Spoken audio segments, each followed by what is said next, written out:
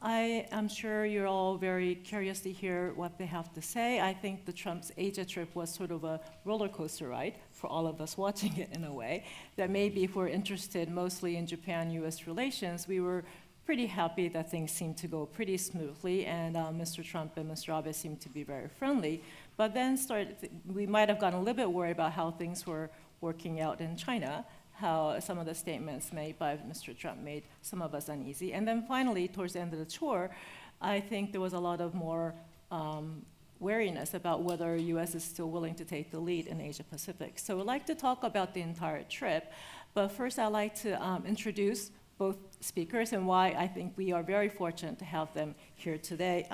From my immediate left, Mr. Daniel Russell is diplomat in residence and senior fellow at the Asia Society Policy Institute since April 2017. A career member of the Senior Foreign Service at the U.S. Department of State, he was most recently served as Assistant Secretary of State for East Asia and Pacific Affairs. Prior to his appointment as Assistant Secretary on July 12, 2013, Mr. Russell served at the White House as Special Assistant to the President and National Security Council, Senior Director for Asian Affairs. During his tenure there, he helped formulate President Obama's strategic rebalance to the Asia-Pacific region, including efforts to strengthen alliances, deepen U.S. engagement with multilateral organizations, and expand cooperation with emerging powers in the region. Prior to joining the NSC in January of 2009, he served as a director of the Office of Japanese Affairs. And among his numerous assignments abroad, his assignments in Japan include U.S. Consul General in Osaka, Kobe, Japan from 2005 to 2008, and Vice Consul in Osaka and Branch Office Manager in Nagoya, Japan from 1987 to 1989, and Assistant to Ambassador to Japan, former Senate Majority Leader Mike Mansfield from 1985 to 87. In 1996, Mr. Russell was awarded the State Department's Una Chapman Cox Fellowship Sabbatical and authored America's Place in the World, a book published by Georgetown University. And to my far left is Professor Ken Calder. Professor Ken Calder serves as Director of Asia Programs and Director of Edwin Reischauer Center for East Asian Studies at Johns Hopkins School of Advanced International Studies in Washington, D.C. Before arriving at SAIS in 2003, Dr. Calder taught for 20 years at Princeton University and 4 years at Harvard University. From 1997 to 2001, Dr. Calder served as special advisor to the U.S. ambassador to Japan. And Dr. Calder's most recent work is Circles of Compensation, Economic Growth and Globalization of Japan, in which he addresses the question of why Japan has had difficulty in responding to globalization. I wish I had read this book before I started teaching my Japanese politics class this September, but I think it came out in August. It just came out. It just came out, but it will be definitely on the syllabus next year. Other works by Dr. Calder, among many, include Singapore, Smart City, Smart State, White Asia and Washington, Embattled Garrisons, and Crisis and Compensation, which is one book that inspired me to do graduate studies in the U.S. actually. So thank you again. So without further ado, I guess I should open the discussion. First, starting with Mr. Russell. I'm very curious to know how you have seen the trip so far. A trip overall, especially in light of what was supposed to be the goals of the trip.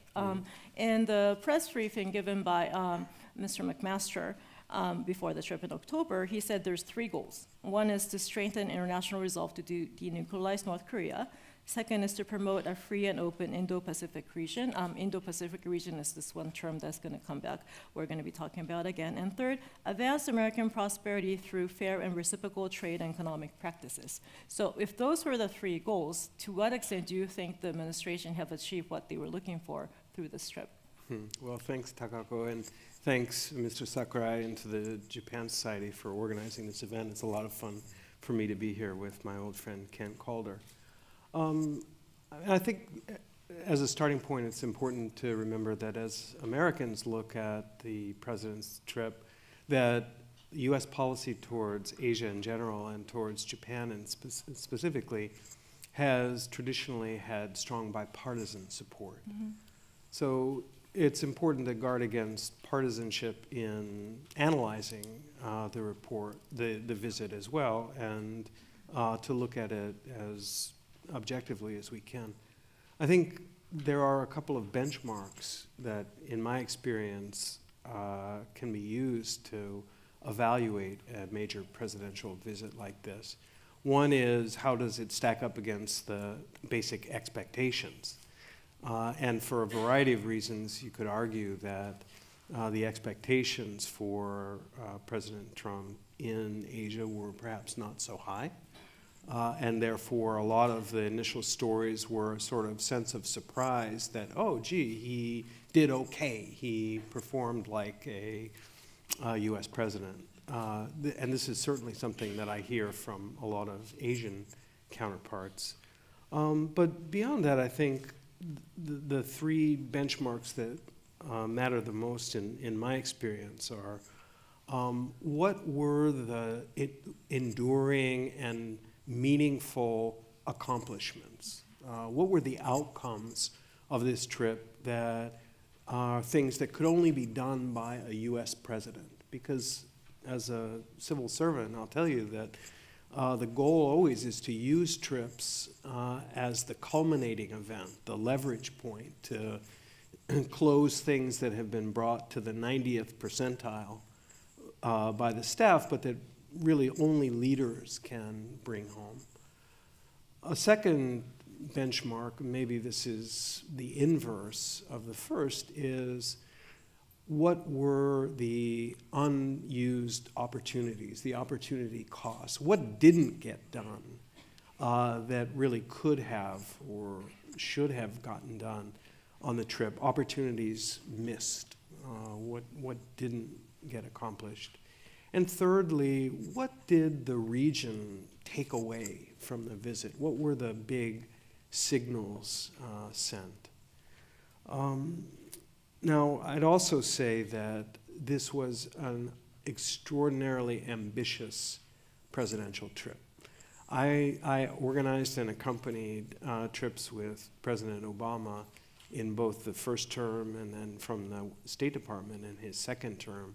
He is a very athletic, very intellectual, very disciplined, and fairly young person.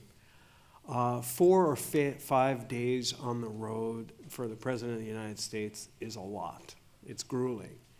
And this was an 11-day trip. It's really 3 different trips combined.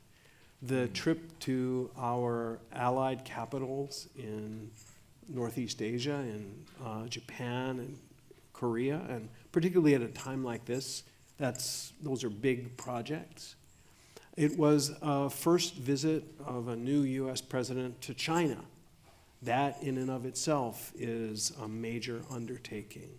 And then thirdly, it was a visit not only to Southeast Asia, but the president's participation in 3 big multilateral institutions, engagement at APEC, the economic regional meeting in Vietnam, a meeting with the 10 ASEAN leaders in Manila, and also in the Philippines, a meeting with the East Asia Summit, which is a group of 18 leaders that also includes India. So those were 3 big different projects. Now, I think the question of what is the Indo-Pacific strategy, what does that mean, is something that we are going to need to talk about.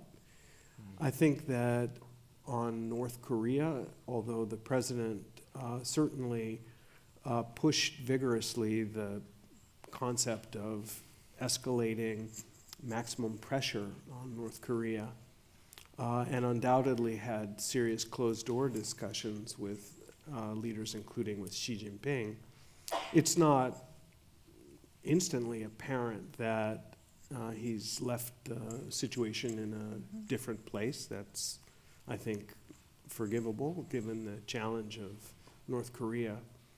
On trade, where the administration did set some very specific objectives, which is to make bilateral trade deals with each of the countries in the Indo-Pacific, I think the broad consensus is that President Trump came up empty, that he didn't find any takers for the brand of trade arrangements that he was marketing.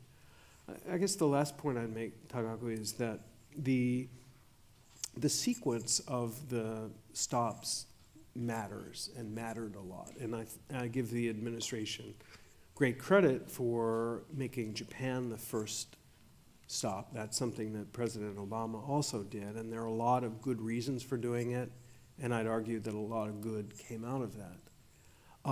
But what follows also matters. So the Japan visit didn't stop when President Trump left Japan. And what he did in Seoul, what he did in Beijing, and how he interacted with other leaders at APEC, what he said in his speech there, what he said in Vietnam, also, I think, mean a great deal in terms of assessing the visit.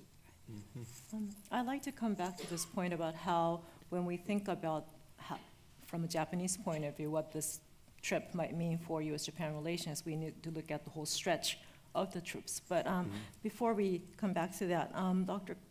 Kent, so what is your assessment of the three parts of the trip? You teach at a university. If you were to grade the three portions of the trip, what grade would you give the Trump administration as for the three? Well,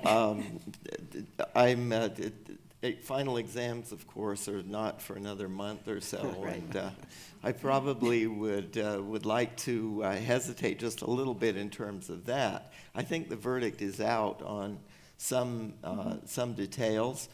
There are things in progress. For example, a Chinese delegation in Pyongyang, as we speak, that may quietly be helping to configure the situation in response to some developments that occurred during the trip. So on some dimensions, I would say probably the Korea-related dimension. The verdict is still out. The grade, no doubt, is better on the U.S.-Japan side than on any others, I think. More concrete, more important in reaffirming an alliance, and with some specific details in the area of energy, for example, building on the changing energy situation with the United States becoming a major shale exporter and so on, that I think both will encourage U.S.-Japan cooperation in concrete ways, and also will help to build deeper ties among the United States, Japan, and Southeast Asia, thinking about the initiative with OPEC and various Japanese institutions like the Japan Bank for International Cooperation in supporting infrastructure development and energy in Southeast Asia, just to cite one in particular. The grade, I think the grade on China and that part of the visit is probably, it's still out, but I have no doubt that it probably will be lower than that. It might even be an incomplete in certain ways, lacking substantially in specifics. Very large MOUs, over $250 billion announced as memorandums of understanding on a large gas project in Alaska, a shale project in West Virginia, and then $65 billion of concrete contracts, but then mostly things like 300 Boeing aircraft that were expected to, be in the pipeline and quite likely anyway.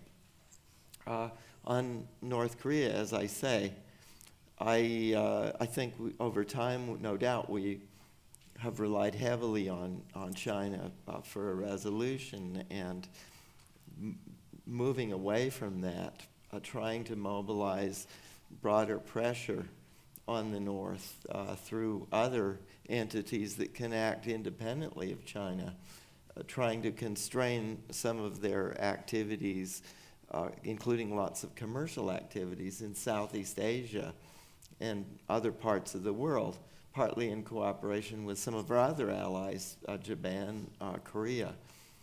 Areas such as those, it seems to me there may be some things to work with. I'm really conscious of all of the constructive things that the Obama administration did.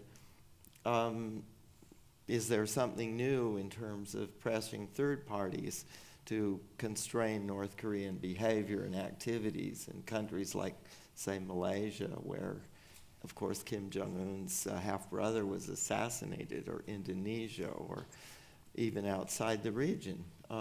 Vice President Pence began getting into some of those things, and there may, beneath the surface, have been some developments there.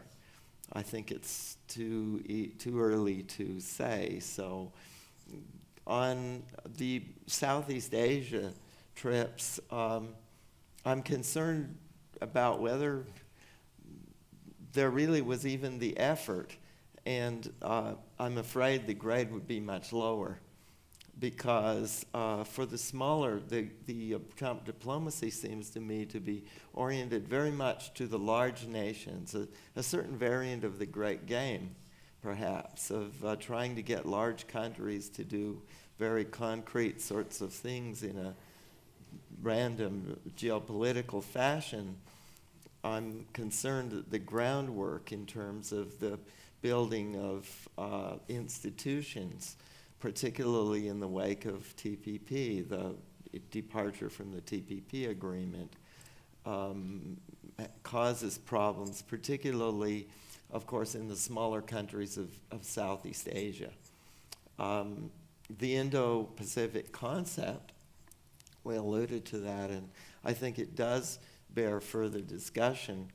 In the long eye of history, I think, given both the big developments that we've seen across the region in the last 25 years, the modernizations, Deng Xiaoping's modernizations, the collapse of the Soviet Union, India's growth, there's a new chessboard across Eurasia as a whole, I believe, that is emerging. And thinking in broad terms of what that means for the United States and for allies, key allies like Japan, particularly in the wake of the Belt and Road Initiative. I think that's a very important thing. One should certainly add, though, that that trilateral arrangements across the continent, the United States and India, the United States and Australia, are certainly areas where the Obama administration did make significant efforts. So the idea, even though Indo-Pacific is getting a lot of publicity, and I do think in the end the concept is an important one toward the future, many of the bases for dealing with those issues were laid earlier by the Obama administration. So, the best grades in the North, maybe an incomplete on the China front, but with concern about the many issues that didn't get addressed. And then a lower grade for Southeast Asia. I guess that's how I would leave it. Thank you. So let's start from the positive good grade side and see, and go back to the lower grade part later. But to you, Danny, for the good, supposedly very successful trip to Japan, it seems like I was checking some opinion polls in Japan, and people seem to be very happy with the Trump-Abe meeting. According to the Asahi, 59% of respondents answered that the meeting went very well, as opposed to 27% who said no, and similar figures in the Sankei, a bit higher, saying 67.6% contributed to, the Trump visit contributed to strengthening the U.S.-Japan relations, and that they're very, and 63% supported to maximize pressure for North Korea. There's a slightly different figure for that in the Asahi, where 35% say that they expect a lot from more pressure, while 56% says they're more concerned. So I guess my question to you, there's two parts. One, there's a lot of coverage in Japan, and it was repeated by the two leaders, that they have very good personal chemistry. And that, and Mr. Abe is Mr. Trump's best friend. They speak on the phone. They spoke 16 times on the phone aside from their visits. From your experience as a career diplomat, how much does it matter that the two leaders have good chemistry? We learned a lot. We heard a lot about the Ron Yasu or Koizumi Bush, and maybe it wasn't that the relationship wasn't that like friendly or lovely between Obama and Abe. I don't know about that. But from your perspective, is the Abe, Trump, or Shinzo, Donald make the alliance even greater relationship? Is the chemistry very special? But how much do you think we should expect that that's going to mean a lot in the relationship going forward? Well, thanks. And I'm glad I'm not a professor, because I wouldn't want to give a grade to the President of the United States. I will say that I had always argued that for a U.S. leader, there was a pass-fail test, which is, did he show up? And the fact that President Trump showed up counts for a lot. It just doesn't count for enough if this is occurring against the backdrop of a tremendously activist Chinese strategy. So I think that is germane to each of the stops. Now, as you pointed out, Japan is it was a net plus in terms of the visit and U.S. policy. You wrote a very interesting piece in Foreign Affairs, which I read with interest, in which you described a kind of coping strategy, a managing strategy that the Japanese Prime Minister had developed mechanisms for putting, let's just say, airbags around the alliance so that President Trump wouldn't behave in a way that was detrimental to Japan's interest, including and especially in taking his aversion to the U.S. trade deficit and using it like a weapon. And that, as you point out, was done in a very interesting, I think, a deft way by devolving the economic and trade relationship as a responsibility to the two deputies, the deputy prime minister and the vice president, as a kind of way of kind of getting it off to the side. In terms of personal relationships, look, I used to say that I found international relations to be a lot like high school. There are cliques and there's gossip and people want to be popular and in the in crowd. But at the end of the day, what really matters is not the personal relationship between any two leaders.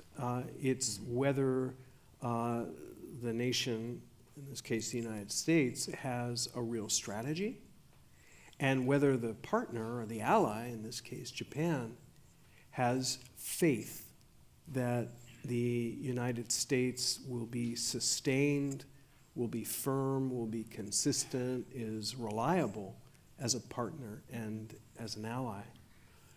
In the case of President Obama, when he traveled to Japan for the first time and early in his tenure, it was certainly my advice, and I don't think he needed my advice, that in addition to engaging with his counterpart, the prime minister, he needed to engage with the people of Japan. And he went out of his way to show his respect and his interest in the culture, the history, the nation of Japan. You'll remember he went to Kamakura and saw the great Buddha and ate matcha ice cream, just like he had when he was 6 years old. He established a personal connection not only with the leader, but with the nation.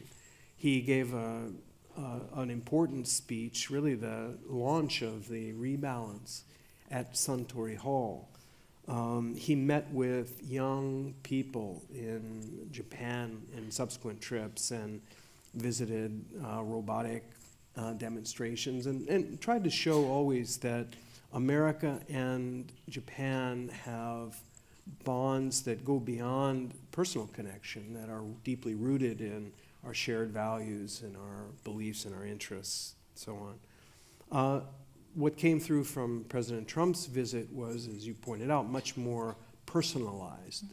It was playing golf with Shinzo. It was dining together as couples. It was, wearing the cap. It was, as a favor to Prime Minister Abe, meeting with Megumi's parents to show that he paid attention to the拉致問題, abductee issue. And that's a different way of doing it. And it's fine in its own right. I thought that starting the trip in an allied capital, and particularly starting in Japan, was a good strategy and a good signal. But one of the additional benefits is that if my impression is correct, it may be that President Trump is someone who more readily gets information and insights from people he considers to be his peers than from these thick briefing books that his staff provides. And if indeed President Trump is going to get an introduction and an education on Asia from an Asian leader, I would much rather that he get it from the democratic leader of Japan than, say, an undemocratic leader of an authoritarian state. And he met with several of those on the way. There's also a close convergence between what Prime Minister Abe believes, the values that he holds, and what's important to the United States, what's in American interests. So I think, for those reasons, merely the fact of going and, frankly, the fact that President Trump was predisposed to listen to Shinzo Abe in the short and in the longer term will work to America's advantage. I'm sorry, please. I do think that's right. This was a very personalized summit in a way, and that is his style. I gave, as I was suggesting earlier, a higher grade, I think, to the U.S.-Japan than to the others, and it was partly because of that personal aspect of it. But I also think we shouldn't ignore the fact that on the U.S.-Japan side, I think there were more specifics that were not just sort of ambiguous pie-in-the-sky proposals, but things that had been put together and I think worked together by the Japanese government and the U.S. Embassy and so on to a greater degree than might have been true in some of the other cases, which I think partly reflects the fact that the U.S. policy apparatus is better configured now, I think, than it is in some other areas. Ambassador Haggerty, being on the ground and his staff and so on. For example, I mentioned energy earlier. I think there are some things that are evolving there that will be quite important in promoting American interests, for example, on shale gas exports to facilitate those. In the healthcare area, regarding cooperation on aerospace, some discussions about, and of course these have been going on for some time, and they really began in the Obama administration on the supply of higher performance weaponry and so on to Japan, considering the threat of North Korea and so on. So I think there are a few concrete developments there, reflecting the fact that there's a more coherent and better established policy apparatus. We still don't, even though we have, of course, some tremendously able Foreign Service officers posted in leading. We still don't have an ambassador to Korea, for example, as the New York Times pointed out recently. So, and then down in Southeast Asia, not only do we have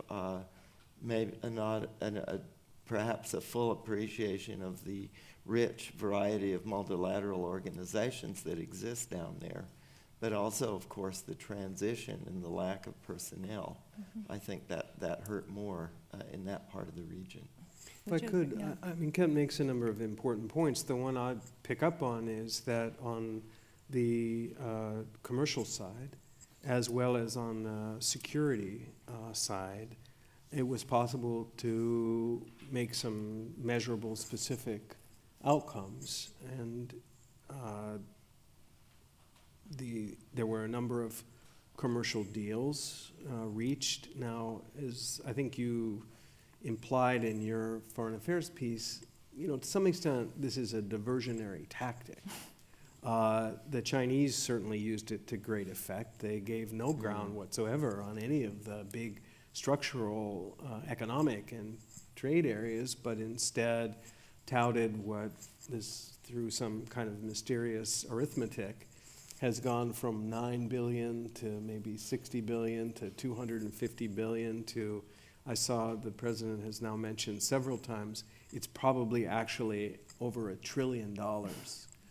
Well, when you run that through the wash cycle one time, you see that what you get at the end of it probably is a tiny fraction of what you start out with.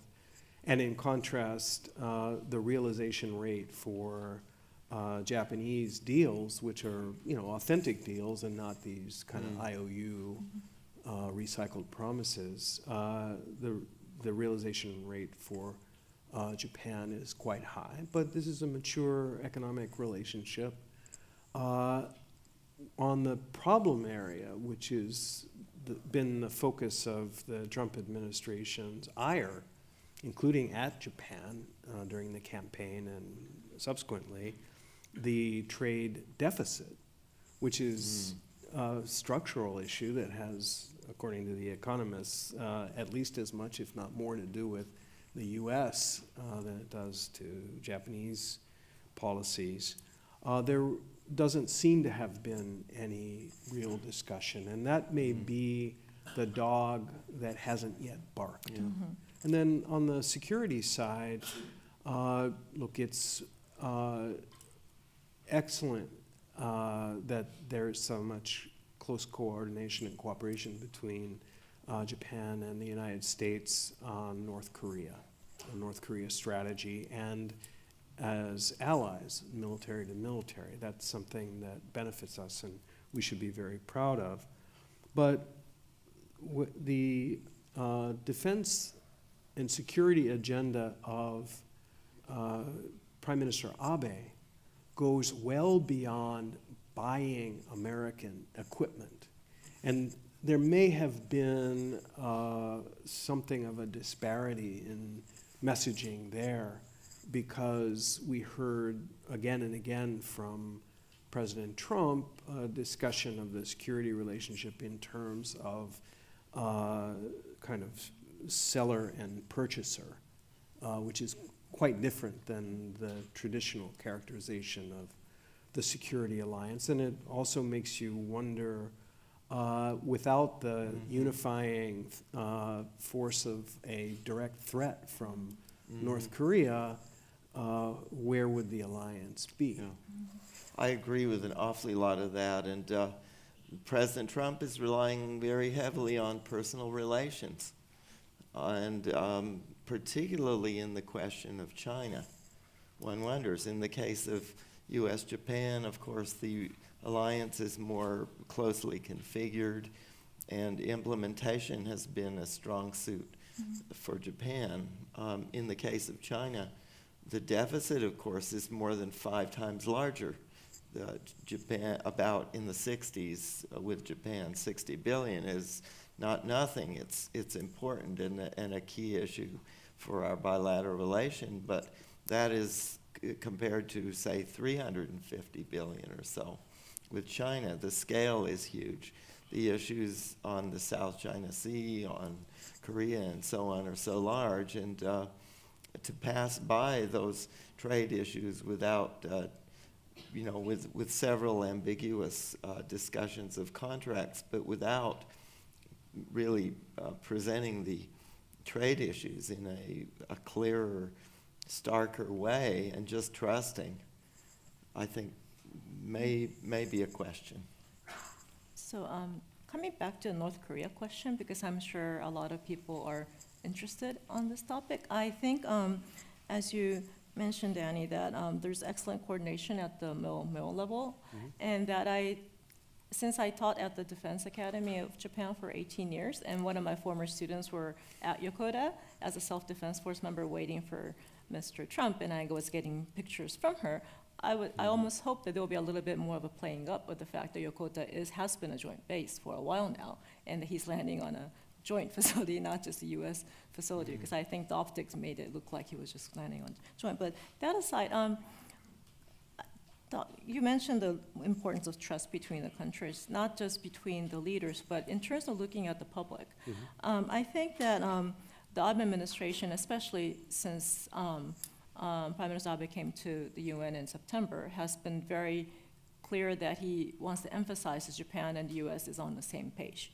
And that there's a lot of talk within Japan about counterforce, counterattack kind of capability over the summer, but now that's sort of waned, and more emphasis has been on how to ensure extended deterrence of the US and how US and Japan is dealing with it together, not to send the message that maybe Japan is trying to figure out something to make themselves more safe. But do you see any possible discrepancy in what Japan is looking for in North Korea, or any kind? And I think part of the reason why the Japanese side is so eager to make sure that the U.S. is on the same page is because they think U.S. might drift to a different page than Japan. But do you think there is some risk over there? Is there too much dependence on the fact that they're in such good term that that kind of thing wouldn't happen? Or is there something fundamental in the interest of Japan and the U.S. that might lead to some kind of divergence in what they would like to see, how the North Korean situation develops? Well, I know Kent will have. Well, I may be in a more freer position.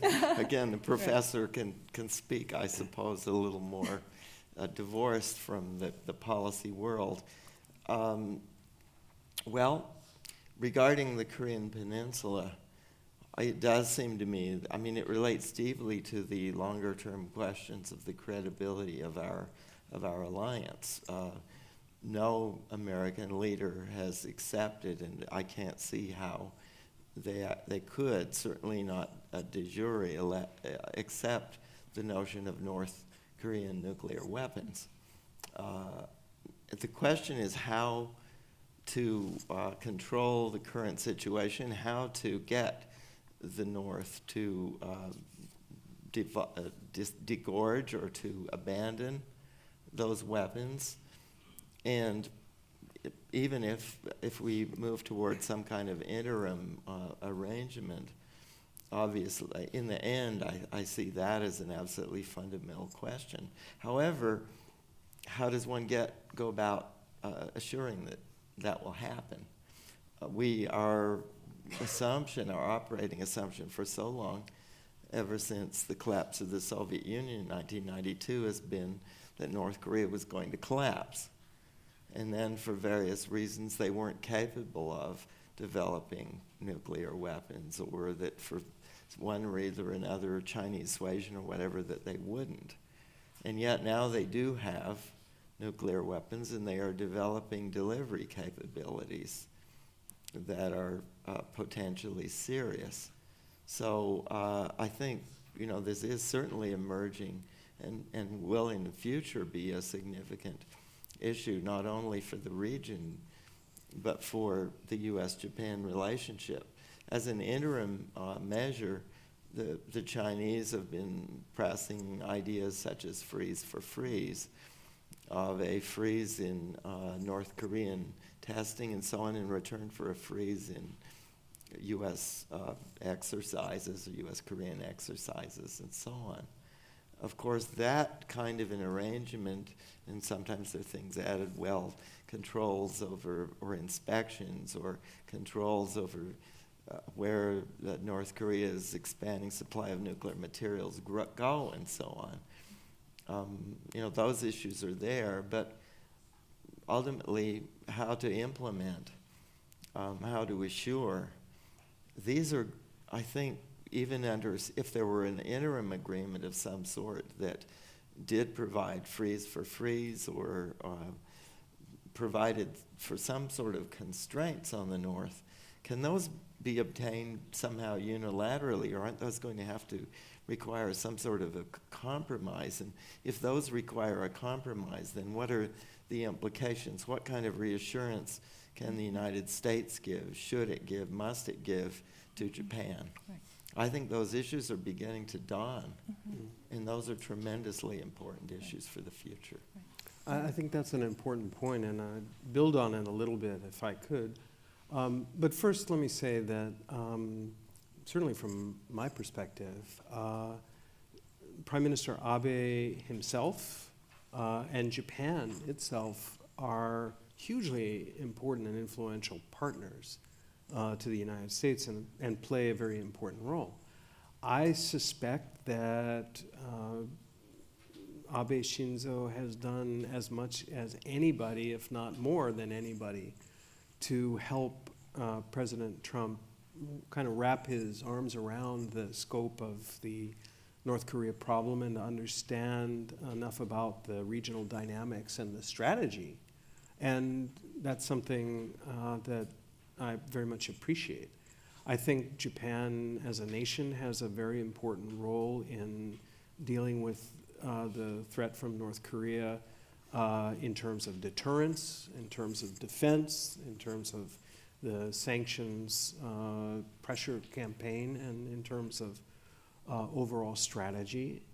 And one of the most positive aspects of the current Trump administration is the presence in a variety of key positions, not only Secretary of Defense, of experienced 3- and 4-star generals who have, more than most people, a deep appreciation of the importance to the United States and to our security of the U.S.-Japan alliance, even if these particular individuals don't happen to have had service in Japan.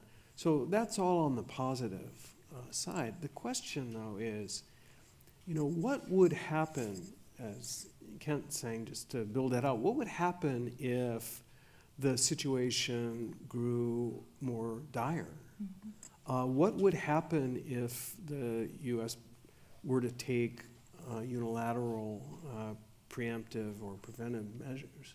Well, it's easy to imagine that Japan is a primary target, that Japan is on the firing line. And so the concern on the part of any Japanese government, lest America take action without thorough and due consultation and consideration, is a formidable one, particularly since the locus of a lot of military decision-making is actually in South Korea, is in Seoul.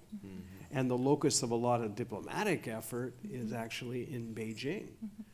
So the risk that if things went south, that Japan would find itself kind of trying to play catch up, and yet facing perhaps much greater risk in the first instance than even South Korea or the United States or China.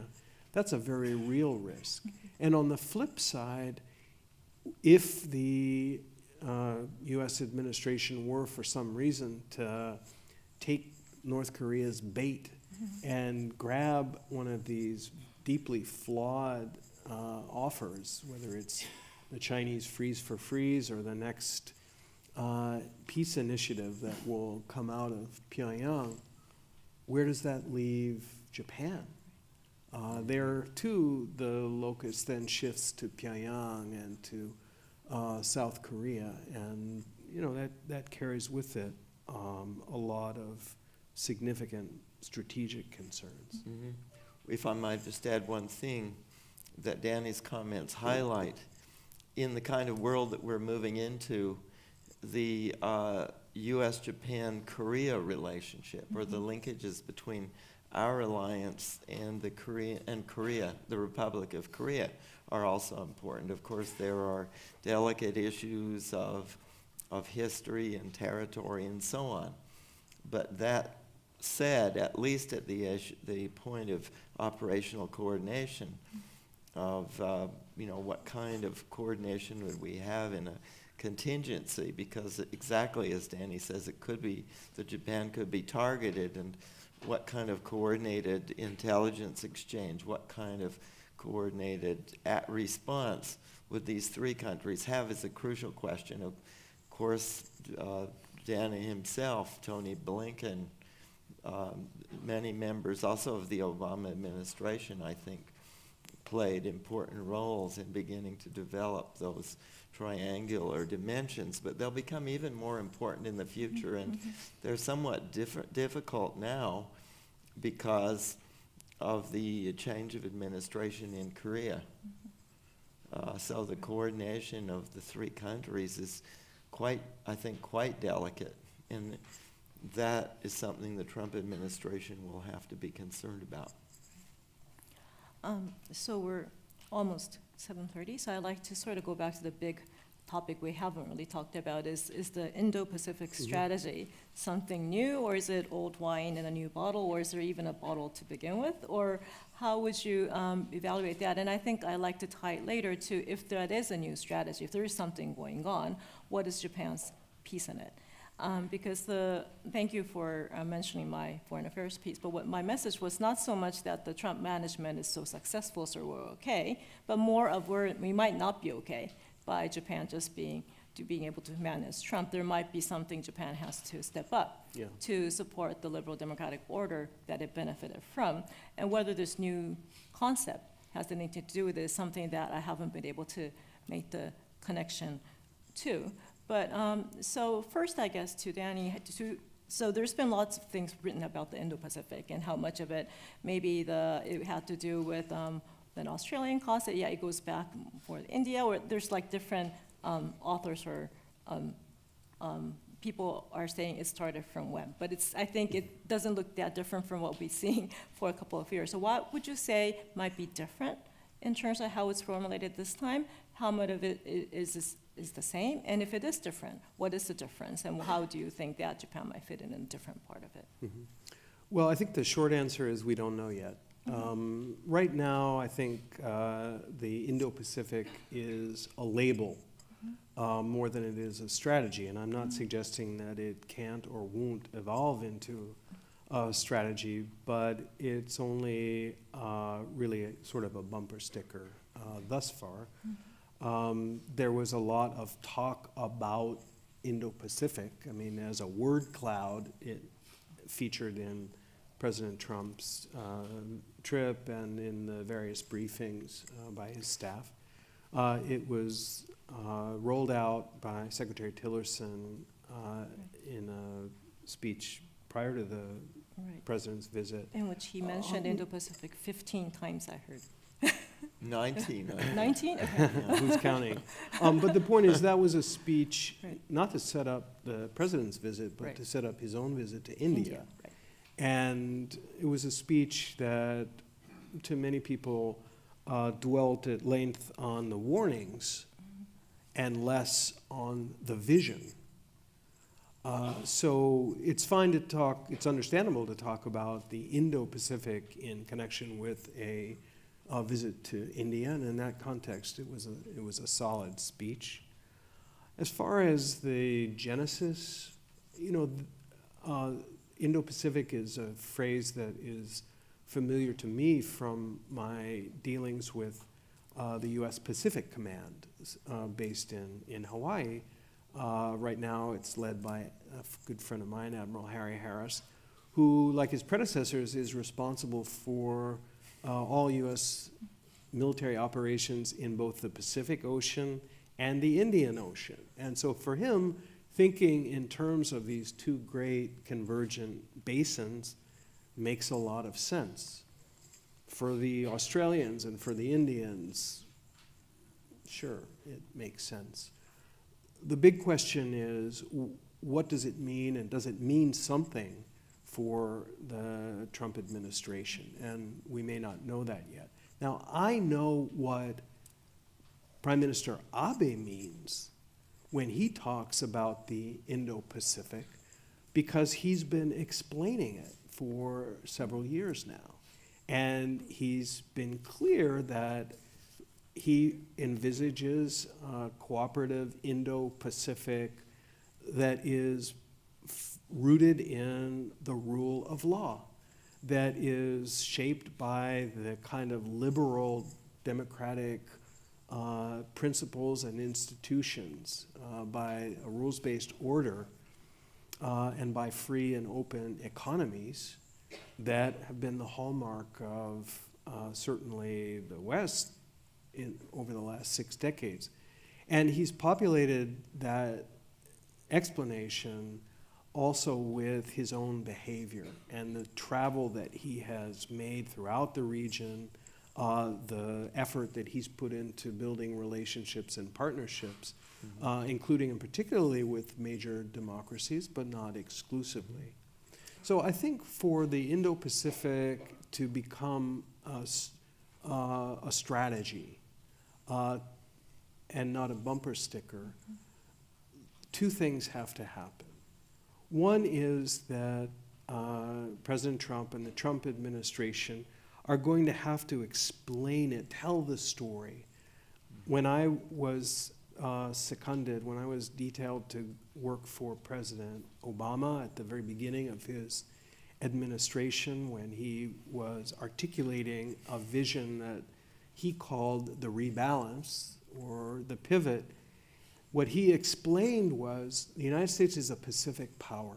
Our economic future and our national security are inextricably tied with the stability and growth of the Asia-Pacific region.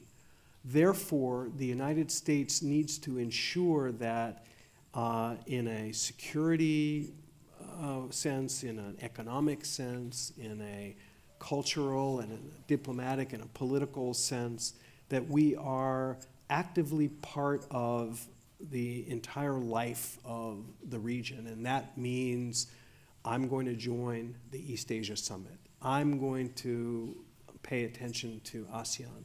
I'm going to place our alliances at the top of my priority list. I'm going to work with emerging nations, not only with China, but also with countries like India, Indonesia, who are these important democracies, to try to enmesh them in a common vision. The second thing that has to happen is that the administration has to kind of vote with its feet, has to demonstrate that it means what it says by what it does. That includes where the president goes, how he allocates his time. But fundamentally, the question is going to be how that Indo-Pacific construct is squared with America first. So if this is about the rule of law, then where's the focus on human rights and universal values and freedoms? If this is about multilateralism and shared values and shared benefits, well, why did he cut out from the East Asia Summit? Why, how does the APEC and the TPP agenda fit with a kind of economic nationalism? So there's more substance in it. Do you think there could be more direct contradictions with America First, which, in a way, it's nice that it's only a bumper sticker, it works, but once it's not, there might be more inherent contradictions. Well, So, yeah. I think, I do think it's an important concept that we will see more of, for sure. The question exactly, I think, as Danny says, is filling the blanks and giving some substance to it. Basically, it's introducing India and nations in South Asia, I think, into the broader concept of the Pacific, the Asia Pacific, that President Obama, in many ways, had so deeply developed. The key, it's not, I don't believe it is the sophisticated multilateral architecture that it would, it's not that sort of a thing.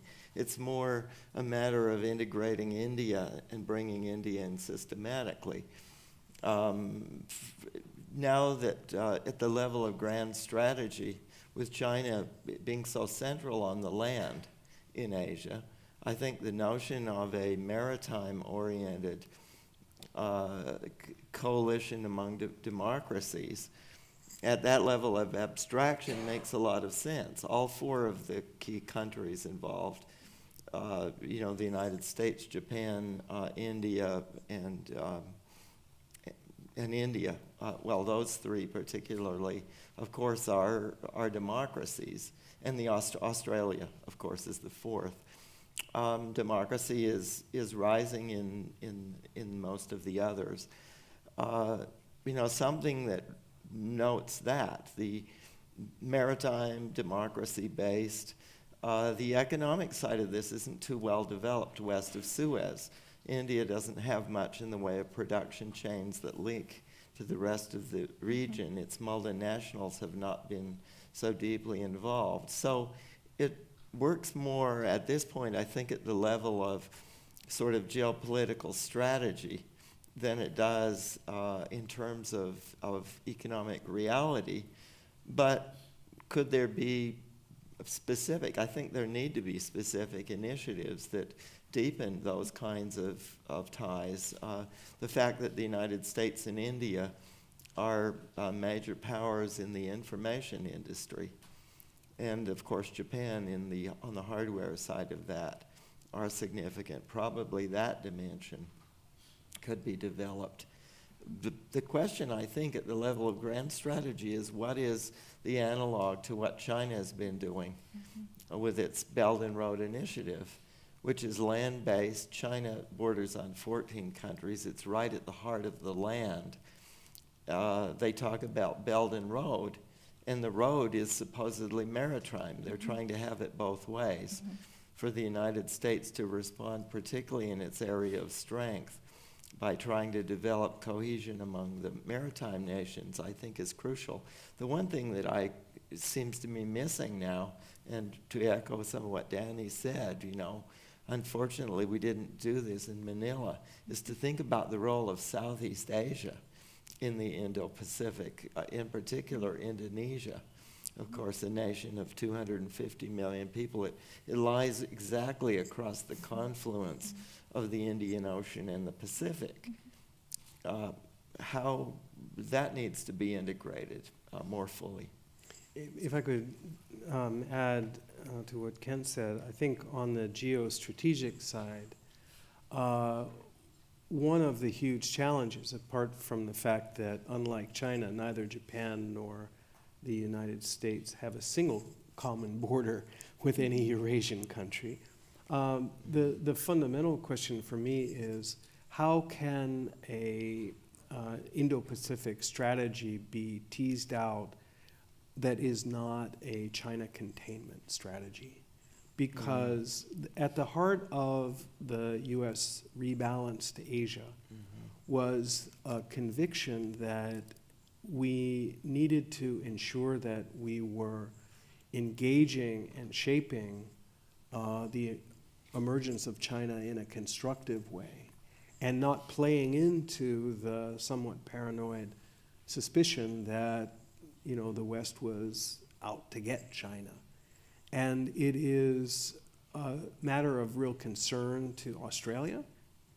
It's a matter of real concern to India that they not be sort of used as a blunt instrument, as a strategic matter vis-a-vis China.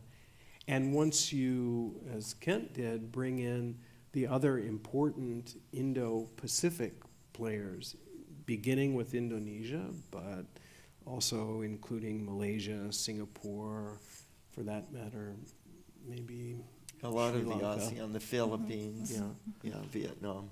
Then you're dealing with partners who have tremendously important relations with both China and the United States, who don't want to be maneuvered into a position of having to choose. And it's harder than it looks to pursue the development of a collaborative network without appearing to be creating some sort of posse aimed at suppressing China. If I might just add one last point, I think I would agree totally with that, which is to say that the Indo-Pacific concept certainly has to have a proactive economic dimension or something that makes it clear that this is not simply a containment strategy.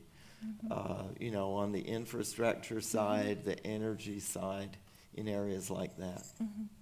So I think we should open for questions, but one last thing. The topic of today's panel is Trump's Asia policy. Will the U.S. retain leadership in Asia? And if we are to ask, will the U.S. retain leadership in Asia, judging from the trip, is there more hope that the U.S. will retain leadership in Asia, or are we a little bit worried about U.S. retaining leadership in Asia? Well, just to start out with, I think there are three fundamental strengths that the United States has in relationship to Asia that will continue into the future and perhaps become even stronger. One of them, of course, is technology. The second of them is energy. And the third is food. On all three of those dimensions, because of our intellectual property, supporting technological innovation, everything to iPhones, to computers, and so on energy and food, of course, the fact that the United States still has both the right technology and it has the space to be a major food exporter to the world, and now with shale gas, a major exporter of energy, and China's population being 4 times that of the United States. In many ways, that gives it certain strengths to the future. It will become a larger and larger economy, but it also creates countervailing vulnerabilities that make it difficult for China to lead in those areas. So I think those three things give the United States a very strong basis for future leadership. How about you, Danny? Well, look, I'm a passionate believer in the tremendous strength and power of the United States, but I don't think that leadership is a function of wealth, a function of resources, or a function of power. I think the defining characteristic of leadership is that other nations believe that the United States can be trusted to put the best interests of the region and the world first. And that's not to say that the concept of prioritizing one's national interest is set aside, and certainly not unique to the United States. But what is unique to the United States, and it is visible in the entirety of the post-war order, is an unusual willingness to consider the collective good, an unusual willingness to subordinate the narrow interests of the United States to universal values, to international law. Now, there are too many exemptions, too many departures from that norm to comfortably point to, but the fact is that the United States has led because it has been perceived both as a reliable power, but also as an altruistic power, a fundamentally benign power.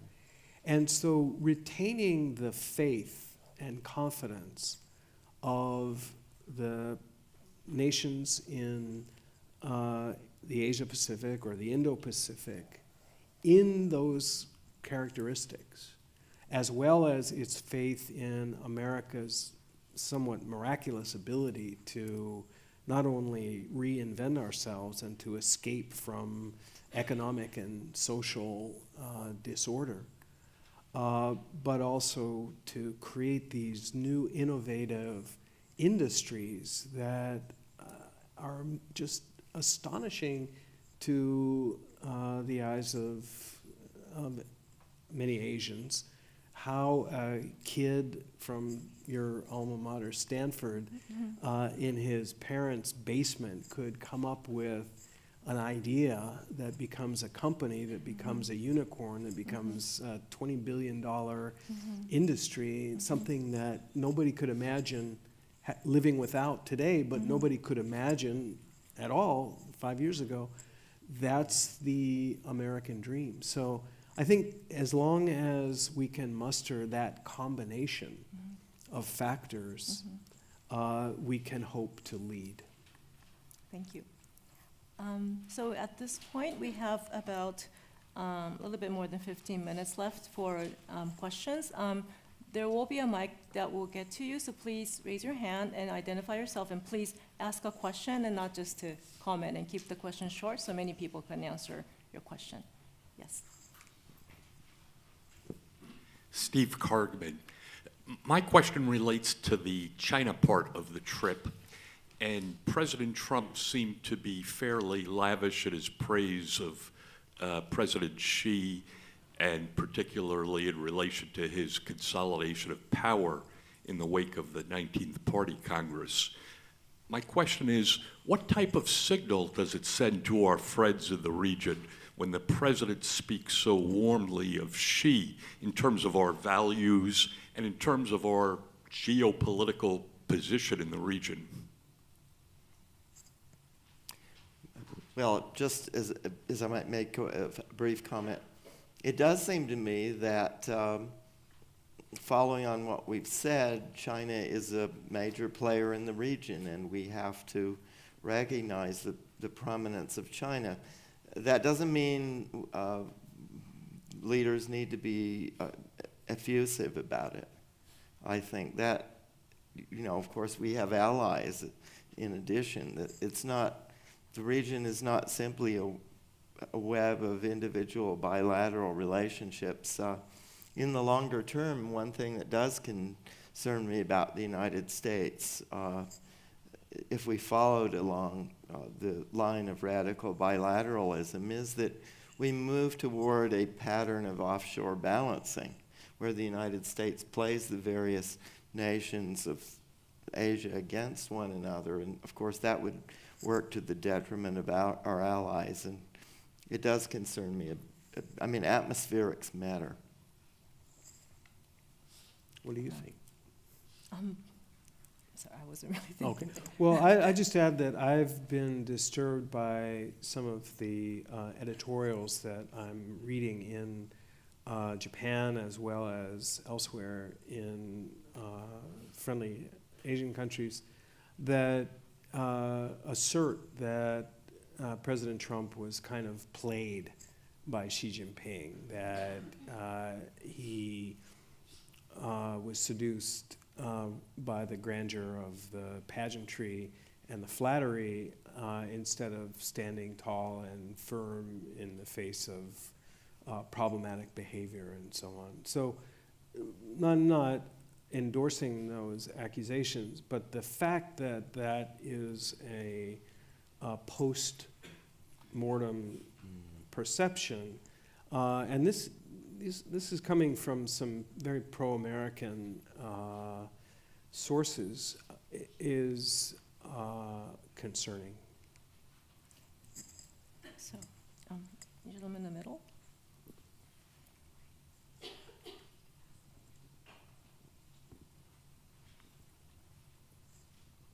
Hi, my name is Daniel Burke. I work with the Schiller Institute of Lyndon and Helga LaRouche. I feel like we're really close to a new era very peaceful, mutually beneficial policies with Asia. But I think we do have to clear away some of the odor of kind of 19th century geopolitical ideas. Because to the extent that we think about things as a chessboard, I think that we will fail. I think that's what the Asia pivot was. The shift is that President Xi proposed an idea of a shared community of shared destiny, which President Trump endorsed by saying that both US and China working together can solve almost all of the world's problems. So I guess I feel like there's a lot of dancing around the fact that there's a potential for the US and China to work together with other nations in the region, including India and Japan, to expand on this Belt and Road Initiative. You know, you wonder, why is it that we aren't picking many other major infrastructure projects that could be built, which we could build? So I want to ask you about that possible outlook. Well, if I might, in that I've been working a little bit on this issue, I think that's a very good question. Certainly, infrastructure, much deeper infrastructure ties across Eurasia, and for that matter, of course, here, even across the Pacific, are very much in order. They have, of course, the configuration of infrastructure, though, does have geopolitical implications. I think the United States and Japan and many countries, and China should be welcome. We should have co-financing between institutions of the Belt and Road Initiative like the AIIB and the Asian Development Bank. There's a strong common role of Japan and the United States in the ADB. Personally, I think on infrastructure and cooperative projects, the ADB should be very active in figuring out where it could cooperate with Belt and Road Initiatives. But Belt and Road Initiatives have generally been a matter of deepening, connections that flow through China or have geopolitical benefits to China, such as the String of Pearls, the port projects, and so on. A southern Silk Road that involves connecting Vietnam, Thailand, Myanmar, India, some of the nations across the south as well. Deepening ties in the Bay of Bengal among India and some of its neighbors. I think those we need to both cooperate with Belt and Road, as you suggest, but also, conscious of geopolitical implications, have independent infrastructure, high-quality infrastructure projects that Japan, the U.S., India, Southeast Asia can do together. I'd add that one of the ways in which we could cooperate in a shared common future and destiny in connection with the Belt and Road projects is to try to meld the best of what China has to offer and what the United States has to offer. And so our push, to some extent, has been, and certainly in my view should be, to ensure that these projects are planned and executed in a manner that doesn't leave behind the toxic waste of environmental degradation, that doesn't saddle the host countries with the suffocating burden of unsustainable debt, as we saw in Sri Lanka, for example, that doesn't utilize rampant venal corruption, the suborning of government officials in order to make the project work, that's open in terms of standards, transparency, access to international firms, whether it's construction companies or logistics companies. And there are areas where the United States has a competitive advantage. There are plenty of areas where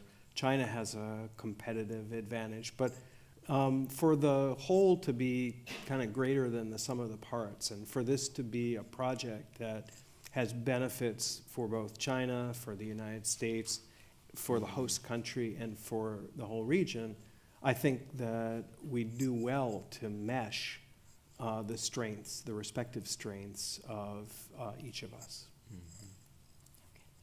Yes. Yes, John Koch, I'm a political historian. I wanted to pick up on some of Assistant Secretary Russell's comment. The North Korean nuclear crisis has often been compared to as the post-Cold War equivalent of Cuba, a Cuban Missile Crisis, at which time President Kennedy issued a blanket statement stating that a missile attack from Cuba would be regarded as a Soviet attack on the United States, although they were both Soviet missiles. Given the anxiety in the region, that is to say, among Japan and South Korea, with respect to whether the United States has their back or perhaps would engage on the other side in preventive or preemptive action, how much value would you place on a blanket statement from an American president that an attack on either of those would be considered an attack on the United States? And I say this because the New York Times in the last couple of days has pinpointed a kind of like a Star Wars war scenario in which a missile might be shot down either optimally in its lift phase, and that, I think, would put it under Japanese territory rather than eliminate the base, which might provoke a attack on South Korea. And if it was in its trajectory, it would be harder to shoot it down. So we have a possibility of a shoot down of a missile that's in its launch phase over Japan, and possible retaliation by North Korea on Japan in that instance. How would you view that? Would that necessitate, that possibility, it's a real live possibility, would that necessitate a blanket statement from an American president? Well, without prejudice to the right of the President of the United States to choose his own words, I think that the conviction on the part of the North Koreans that an attack on Japan or an attack on the Republic of Korea would be treated by the United States as an attack on the U.S. and would elicit an immediate and overwhelming punitive response is why there has not been an attack on either Japan or South Korea since the armistice was signed. And so affirming our commitment and strengthening our deterrence, to my mind, is absolutely the right strategy. What exact words the President of the United States chooses to use is a different matter. And I would caution that the North Koreans are very quick to call what they see as bluffs. There has never actually been a time when a President of the United States responded with military force to the provocations that have historically always fallen short of tripwire. And so for President Trump to say, if North Korea threatens to shoot missiles at Guam, there will be immediate consequences, elicited an instant threat from Kim Jong-un to shoot missiles at Guam and nothing else.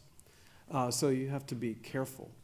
The inverse of that is the question you're also asking, which is, will the United States, as part of its defense, put Japan or South Korea at even greater risk by taking some preemptive or defensive action that puts a target on Japan? And that's a concern that I understand. I think Japan is already a very tempting target for a North Korean leader, given the culture of hatred and victimhood that is familiar on both sides of the DMZ. It's a lot easier, I think, for a North Korean to attack Japan than to attack their brothers in the South. But it is precisely because the U.S.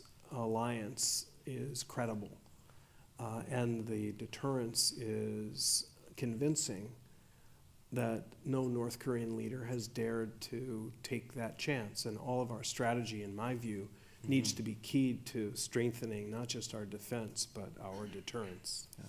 I would agree 100%, and of course, Danny is the authority on this, but I would ask the question, are we moving into a new era?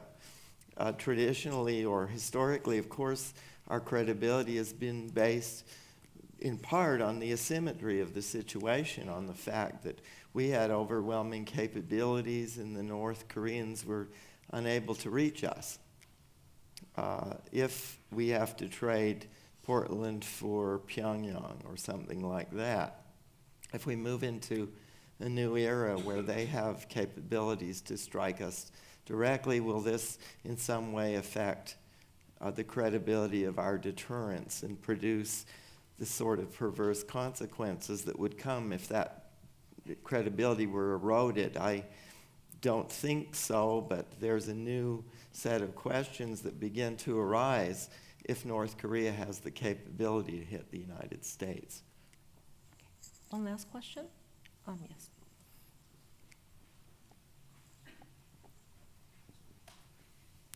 Hi, my name is Juliet Lee, and my question is, what are your thoughts on the so-called quote-unquote three no's agreement between Seoul and Beijing?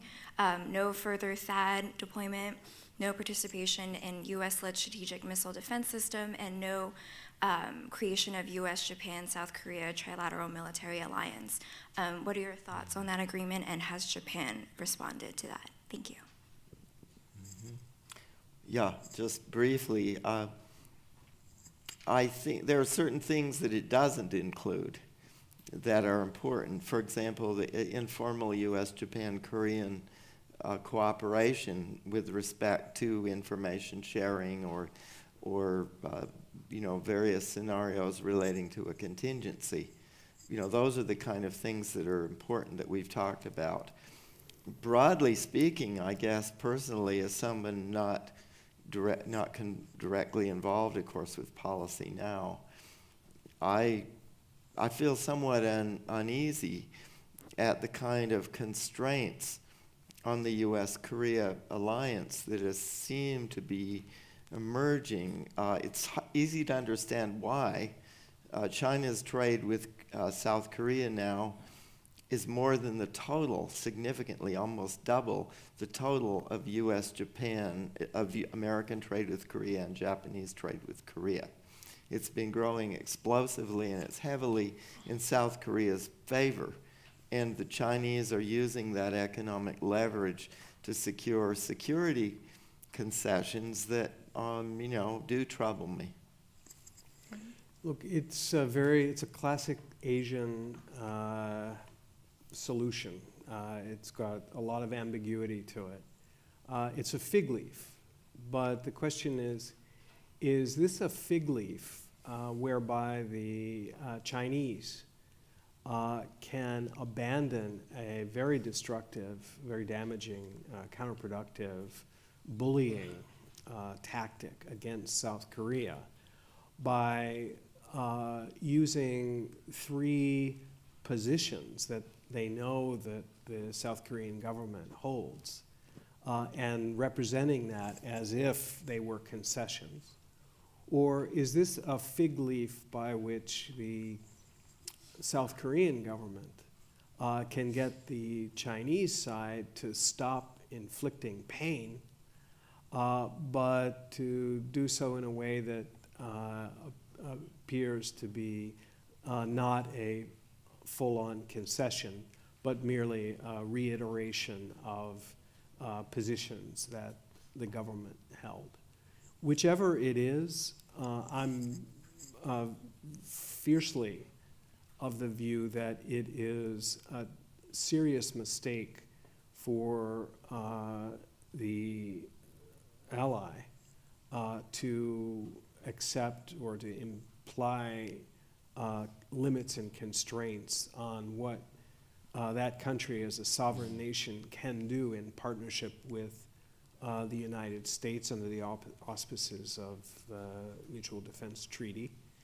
And I also think that anything that serves to retard or diminish the prospects for U.S.-Japan South Korean security cooperation is contrary to the best interests of all three nations.